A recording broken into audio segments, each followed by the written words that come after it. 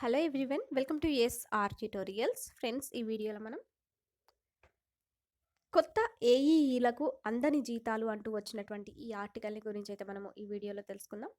నీటిపారుదల శాఖ ఉన్నతాధికారుల నిర్వాకం, రాష్ట్రపతి ఉత్తర్వులకు విరుద్ధంగా పోస్టింగ్లు, ఒక జోన్కు ఎంపికైన వారిని మరో జోన్లో నియామకం, కొలువుల్లో చేరి 4 నెలలవుతున్న అందని వేతనాలు అంటూ మనకు సాక్షి పేపర్లో అయితే పబ్లిష్ అయింది.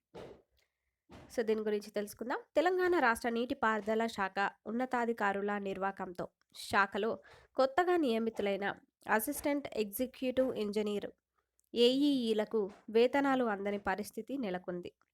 ఎంపికైన జోన్ పరిధిలో కాకుండా ఇతర జోన్లో పోస్టింగ్ ఇవ్వడంతో విధుల్లో చేరి 4 నెలలు గడిచినా కనీసం 1 నెల జీతం కూడా అందలేదు.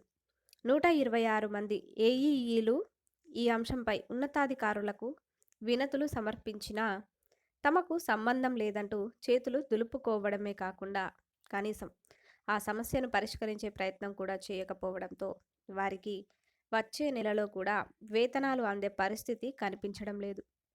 నీటిపారుదల శాఖ పరిధిలోని సివిల్, మెకానికల్, ఎలక్ట్రికల్ తదితర కేటగిరీల్లో దాదాపు 700 మంది ఏఈఈలకు గత ఏడాది సెప్టెంబర్లో సీఎం రేవంత్ రెడ్డి నియామక పత్రాలు అందజేశారు. ఆ తర్వాత పోస్టింగ్లు కూడా ఇచ్చారు. ప్రభుత్వ ఉద్యోగం దక్కడం, అందులోనూ గెస్టెడ్ స్థాయి వర్తించడంతో నిర్దేశించిన గడువులోపే ఉత్సాహంగా విధుల్లో చేరిన ఏఈఈలు వేతనాలు అందకపోవడంతో తీవ్ర నిరుత్సాహానికి గురవుతున్నారు అంటూ ఇచ్చారు.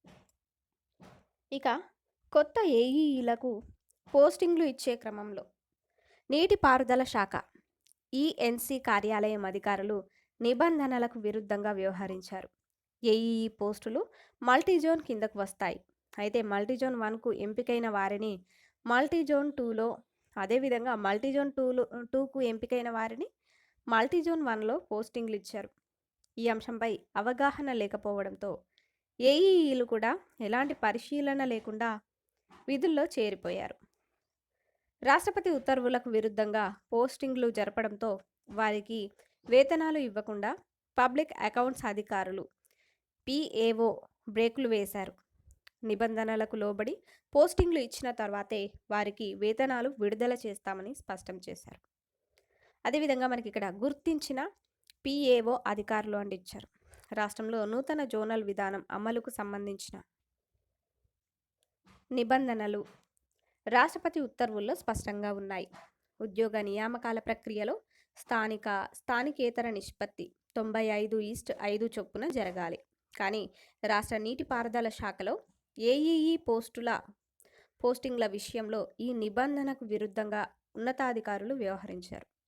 95:5 నిష్పత్తిలో కాకుండా ఒక జోన్లో 80:20 నిష్పత్తిలో, మరో జోన్లో 75:25 నిష్పత్తిలో ఉద్యోగులకు పోస్టింగ్లు ఇచ్చారు.